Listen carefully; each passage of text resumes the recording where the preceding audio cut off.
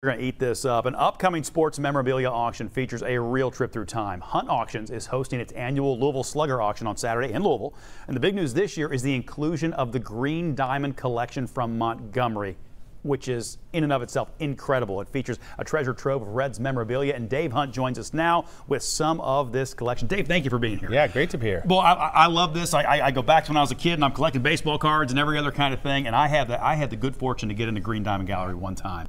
And some of the stuff in there, truly, if you're into that kind of thing, mind-blowing. I think what's so special, we've been really blessed over the years to handle a lot of incredible collections, but the collection that Bob Crotty assembled over there and had, for the Cincinnati fans and people really all over the country that came in to see it, was so comprehensive. There were things really from the 1800s all the way through the current of all the greatest stars in the history of the game. Really amazing group.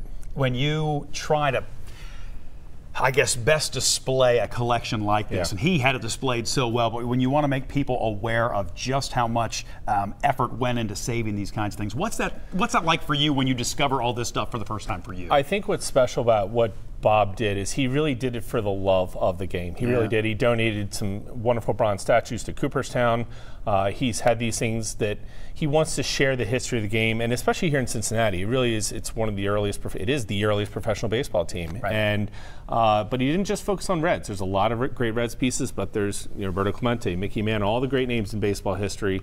So it's great to be able to share that with the public now. Before you walk me through some of the things that are up here, there is a charitable component to this as well. I wanted to mention. There is a portion of the proceeds of all of his collection will go to Tony La Russa's Animal Rescue Foundation. So I know Bob had done some things with Tony, and he wanted to pick a charity to do some good for. So what a great organization. Cool. Okay, let's start over on this side if that's okay. Sure. So Roberto Clemente, good place to start. Yeah, like a great place to start. Jeez. One of Bob's focuses was jerseys. There's over 100 game-worn jerseys from Hall of Fame players, which is really almost unprecedented. This one's a very nice example from the early 70s.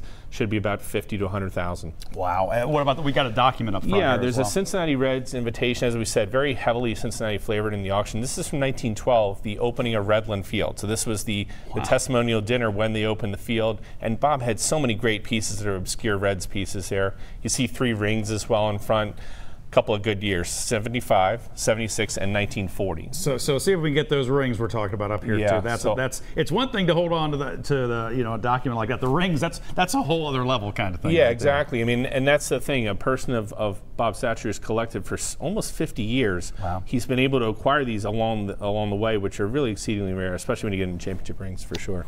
Baseballs? A couple baseballs. Babe Ruth, really no explanation. All we hear is the Sandlot. It's Sandlot. You didn't let the beast get a hold of that one, did you? Yeah, this one's in really nice shape. And this was actually came in an appraisal fair we had, at Major League Baseball's All-Star Game this year. And this was in Cleveland. The Tris Speaker, Babe Ruth, and Ty Cobb appeared at a Baseball Federation dinner and signed this autograph for them, because people love to bring in things, whatever they have, and see what they're worth. This should be about 5,000 to 10,000. And then to see Ty Cobb, and the really special piece about that is the condition. It's really pristine. You just don't see things survive that many years in that condition. It should be about 20,000 to 30,000. Who swung that bat? Babe Ruth. Got to have a Babe Ruth bat. Sure, why not? This was from the Green Diamond Gallery. This is a Ruth bat, game used around 1928-29.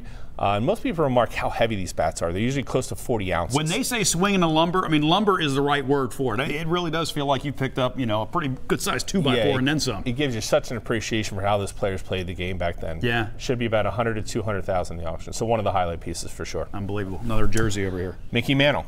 If Clemente's not good enough, we've got Mickey Mantle. This is, again, it's hard to really illustrate this to folks. But even if you're not interested in bidding, we encourage people to come down and take a look at these things. They'll be at the museum. There's free admission that day. Okay. As you saw in the museum when you were at Green Diamond, it's an amazing world-class collection. It's not just local flavored, for sure. We're almost out of time. I just want to hit those last 2 pieces. 1919 World Series, the Reds won, but Shoeless Joe Jackson, the Black Sox, this is one of maybe 10 or less original autographs that is known. Should be 50 to 75,000.